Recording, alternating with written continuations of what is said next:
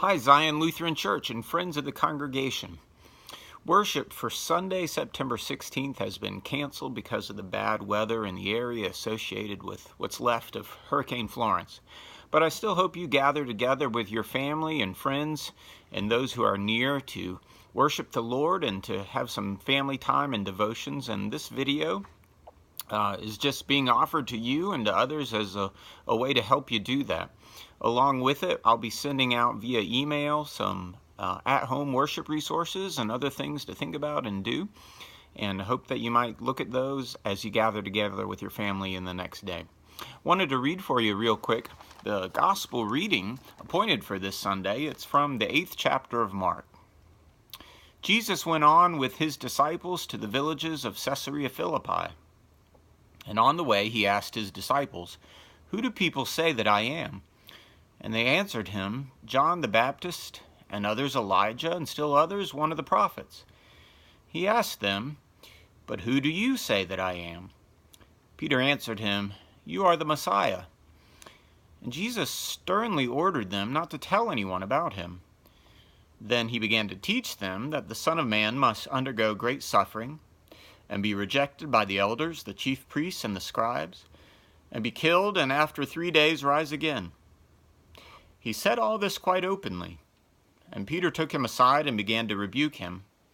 But turning and looking at his disciples, he rebuked Peter and said, "Get behind me, Satan, for you are setting your mind not on divine things, but on human things." He called the crowd with his disciples and said to them, "If any want to become my followers, let them deny themselves and take up their cross and follow me.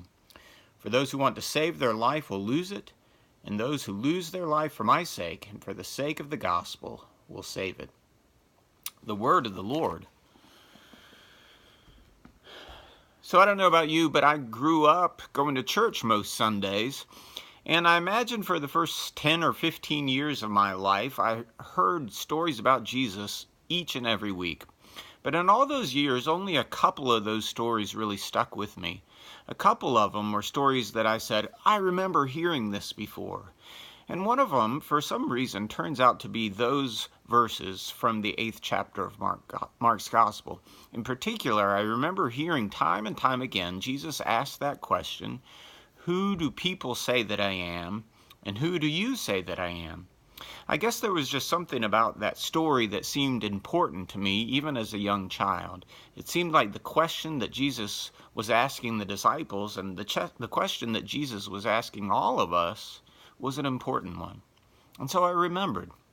And I still remember this day that feeling of recognizing that story and remembering, here we go again, an important question for Jesus. I think that question from Jesus is very important. It was important for the disciples when Jesus asked it back then. Those disciples had been with Jesus for some time, and this was sort of the halfway point in his time with them and their time with him in his ministry. And so he took this moment to ask them what they thought about him, what they had come to understand about him, who he was, and what his ministry was all about.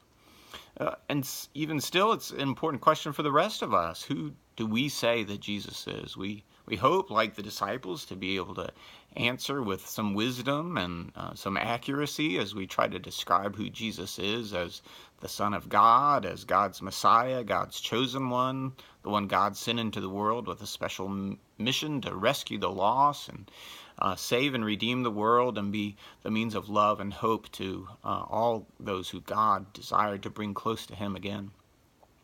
But we don't just answer it with our words.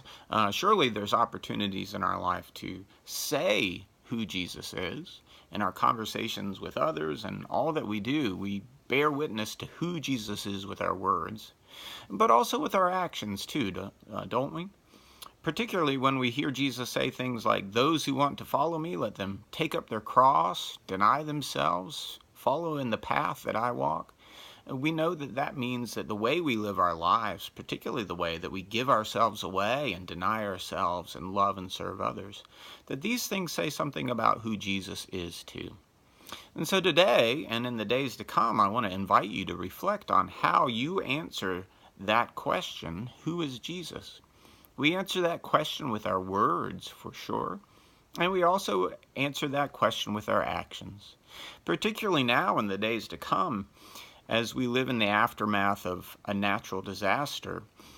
We quite naturally think about how we can help our neighbors in need and be of help to those near and far who will be recovering and seeking to find hope in the midst of the storm that they've experienced. So I hope you will find some ways to answer the question, who is Jesus? Who do you say that he is?